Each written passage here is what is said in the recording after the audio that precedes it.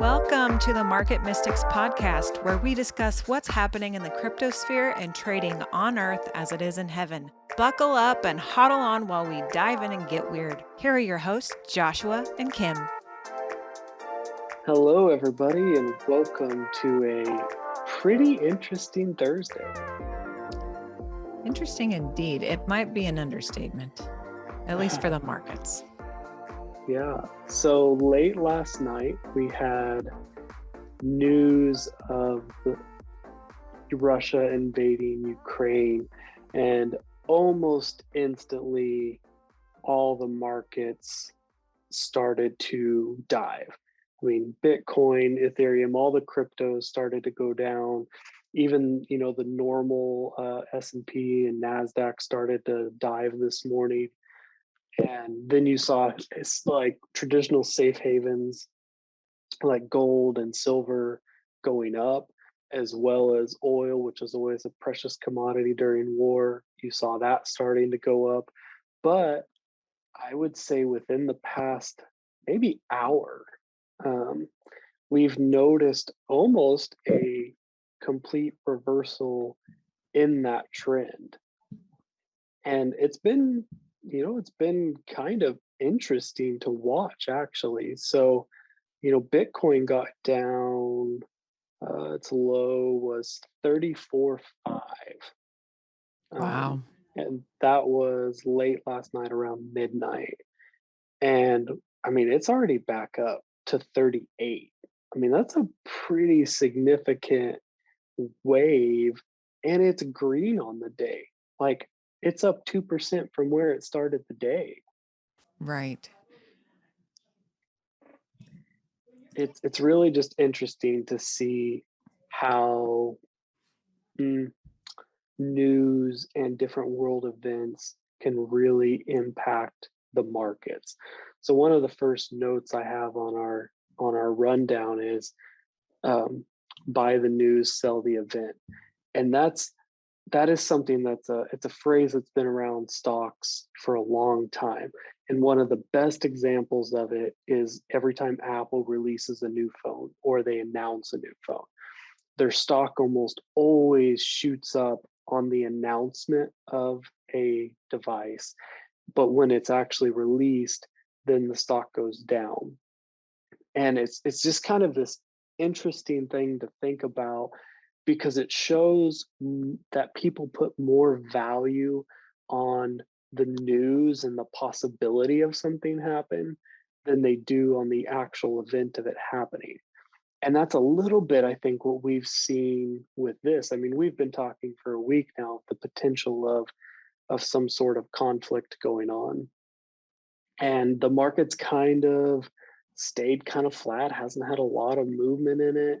And then you see like the first news reports of, oh, there's an invasion, the stock market just, I mean, everything plummets, crypto stocks. Mm-hmm. But then you get there and you get a little bit more information, you get to the event, and all of a sudden now we're booming.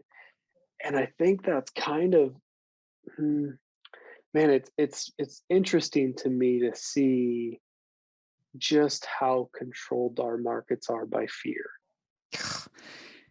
Yes. And there is an index on that. Yeah, the fear index, yeah, for sure. Uh-huh. And it measures how high or low it is and how it's affecting the markets. I haven't looked at it personally, and honestly, I don't know how to read it. I'm not such an expert on the technical side of things, but our friend Francois, who you met in our bonus episode, he talks about it often.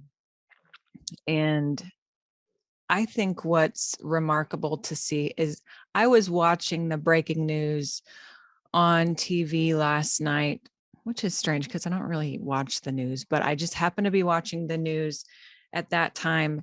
And immediately all of my notifications started on my phone. Bitcoin is down 5%. Bitcoin is down 6%, like all of the things. And it just took an immediate dive. It is almost as though someone was sitting ready to hit the button. Like, we think it's happening. When it's going to happen, we're going to sell.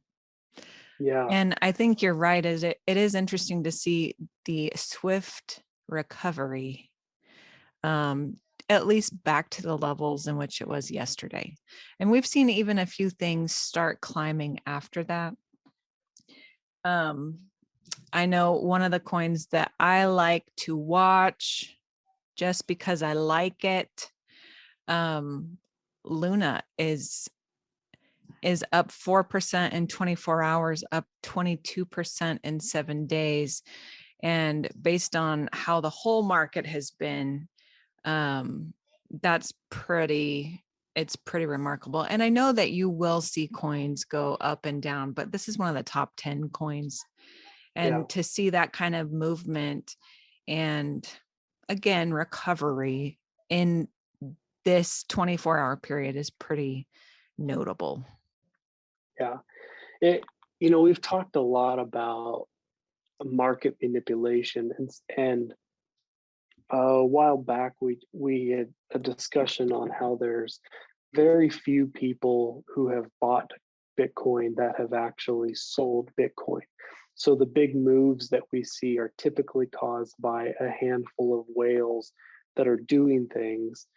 And it just, when you see things like this, where within a day you see a massive drop and then a massive recovery, it leads me to wonder, like, okay, well, who's really causing these things to happen, and why are they happening? And sure, you can point to some of the news. um, there was one article I found where there was a large number of people in Ukraine that were rushing to their banks to try to withdraw money because they were worried that they wouldn't be able to do that, what if troops got to that point.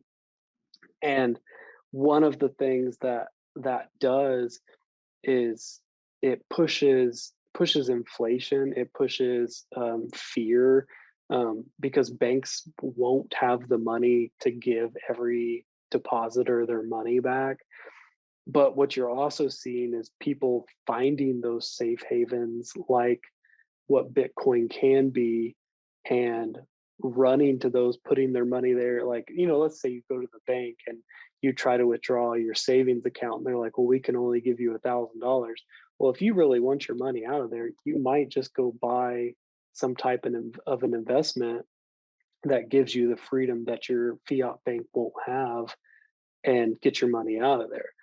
And so there's lots of reasons why things could be happening, but it just raises lots of questions in my mind when you see these massive dips and massive gains all in a 24-hour period.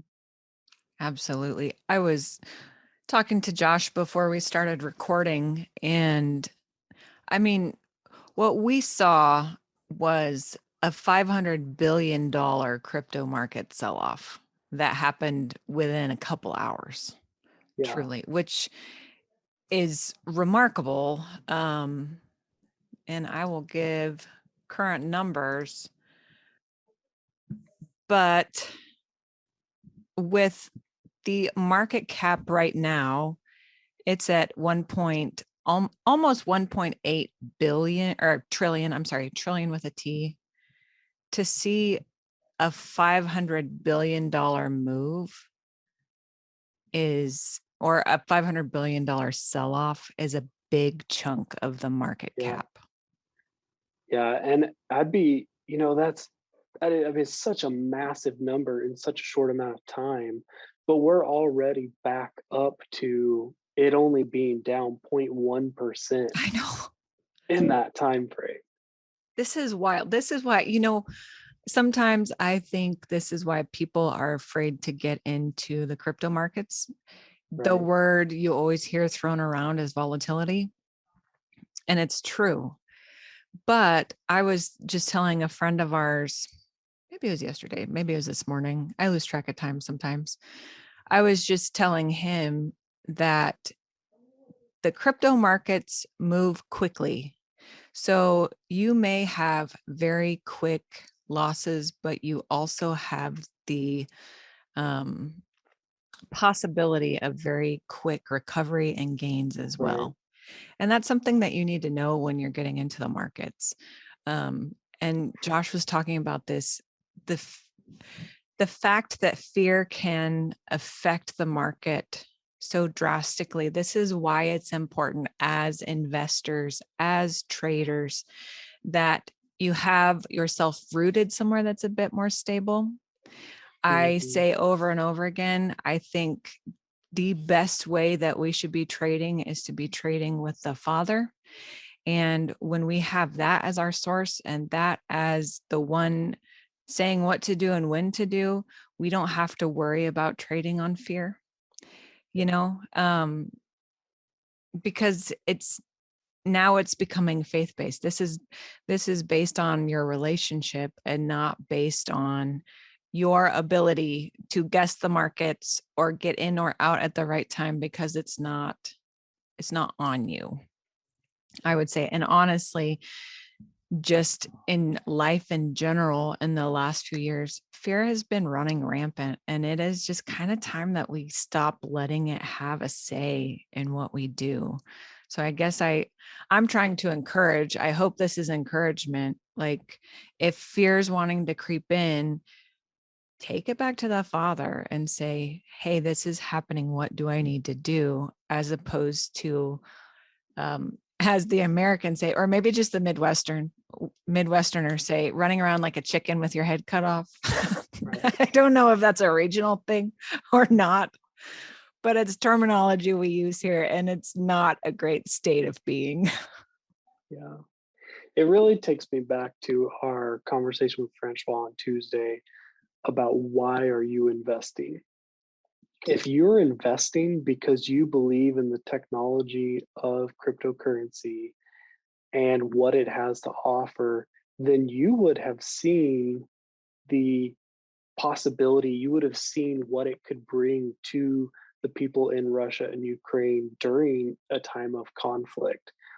And it may have changed how you interacted with the trading during that time. Either you would have stayed in a place of peace and said, okay, like, I'm just going to ride this wave because I believe in this. I believe that it can actually help the people during this time. Or, if you have stop losses and things set up to prevent, your account from hitting large drops, when it settled out at the bottom, you could have made the decision, okay, now I'm going to get back in because I do believe in this. I believe it'll be helpful, and could have presented an incredible opportunity. But if you were one of those people who partnered with the fear of it, when it started plummeting last night, you would have sold your account. You would have sold everything you had and gone to cash. And then when the market in an hour's time decides to have a complete recovery, you're now buying back in at a higher price. You're creating a deficit in your account because you partnered with the fear of an event rather than with the father's heart for an event. Wow. It's good, Josh. So one of the things we wanted to address was, what do you, and we kind of talked about this a little bit, but how do you deal with that conflict and fear in the world, in yourself? How do you take that to the Father, and how do you really address that with him and deal with that? This is a question that is so important, in my opinion, so important for those who would identify as being part of the kingdom. Capital K, kingdom, kingdom of God, kingdom of heaven. Um, those who are claiming to be Christ followers, because I don't actually believe that it is everyone's job or purpose to get involved and do something. I think it is our responsibility as sons of God, sons of the Father, co-heirs to the throne with Yeshua, all of the things that we are, the position in which we hold. It's our responsibility to go back to the Lord and ask, what is our role in this? And then step into that. There are people who are getting so wrapped up in the news and world events when they may not have any mandate for it. So all it's serving is it's serving to cause fear, and it's serving to cause pride, and it's serving to cause division and all of these things, when I would argue at the basis of our faith and the basis of our purpose in the earth, it is to represent life and love. And those things come from the Father, and they're characteristics that we display into the earth. Does that mean we get involved in every conflict? I don't think it does. Look what Yeshua did when he was walking on the earth. There are conflicts. You look at the woman who was about to be stoned, and they asked for his opinion, and he avoided the conflict altogether and diffused it. You know what I mean? He didn't step in and say, this is right and this is wrong. And I would argue it's because he wasn't sourcing from the tree of knowledge of good and evil, but he was sourcing from the tree of life. And what did he do? But he injected life into this situation. And I think we're supposed to be doing the same thing. Yeah, no, I would completely agree. We had sort of talked about before we started recording how even with just within the news, how depending on which station you watch, even sometimes the same news station with different reporters, you get variations in the stories, you get different information.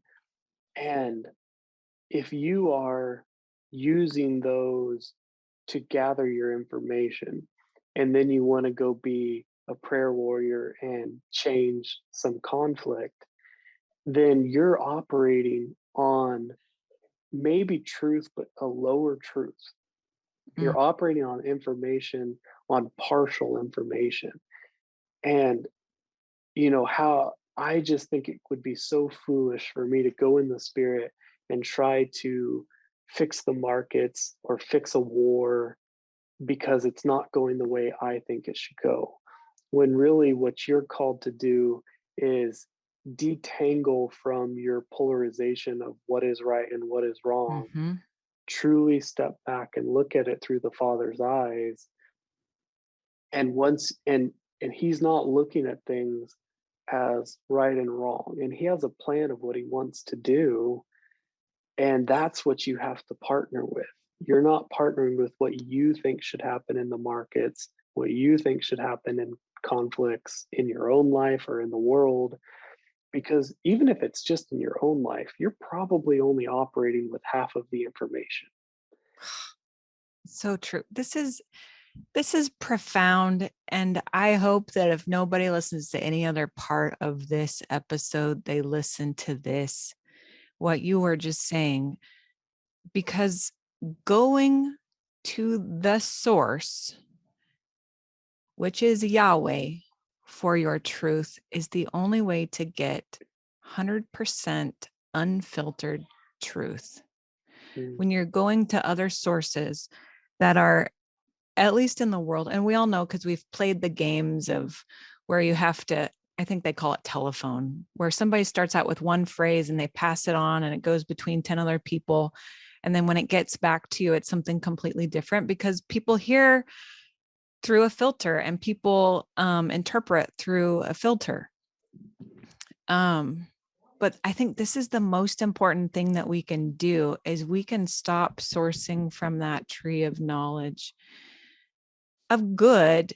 It's good and evil, and saying I'm on this side or that side, and start sourcing from that tree of life. And I think one of the biggest things in this is not relying on your own will.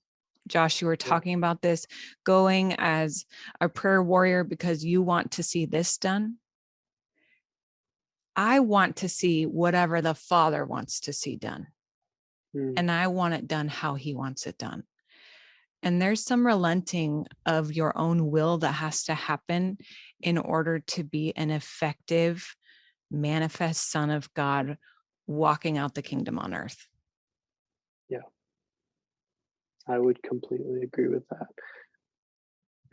It's one of there's so much fear in all of our news, even in just people's lives. They partner with so much fear that it's always filtering the information that they get. There was a lot of people who didn't want a conflict in Ukraine to happen Mm, because they were worried about the markets, or they were worried about, even if it was good reasons, like worried about the people's lives and some of those things. But if you're always filtering that information through fear, it's never going to give you a clear picture of what is happening mm, or what needs to happen. yeah. Just as you were saying that, I was thinking, instead of looking through that filter of fear, it's simple and easy to take a step back and shift your perspective and start looking through the filter of life and love and the will of God. And you have the Mm, ability, everyone has this ability. It's just a matter of focusing there and learning how it is that you perceive or sense or I don't know, see from the Lord. It's not always going to be with your eyes. It's not always going to be with your ears. It may be a certain gut feeling you get. It may be through numbers for some people. It may be through, I don't know, an audible voice. I don't know. But it's about learning that voice and knowing how to get there. And it's important. In these times, it's important to know our maker's voice. yes. Yeah, I would completely agree. So if there's one thing I want people to take away from this, it's what Yeshua died for is not separation and conflict and fear. And so when we look at all these situations that are going on in our lives, in the markets, in the world, if we are looking at them from those divisive mindsets, Mhm. we're not looking at them through the finished work of the cross, and therefore we're not able to handle them as a son should handle them. And if anything, if you're going to be a prayer warrior for anything, it should be for the restoration of relationship through those countries, or the restoration of finances to the people. And it shouldn't be, your motivation should not be, well, look at this horrible country that's bombing this other country.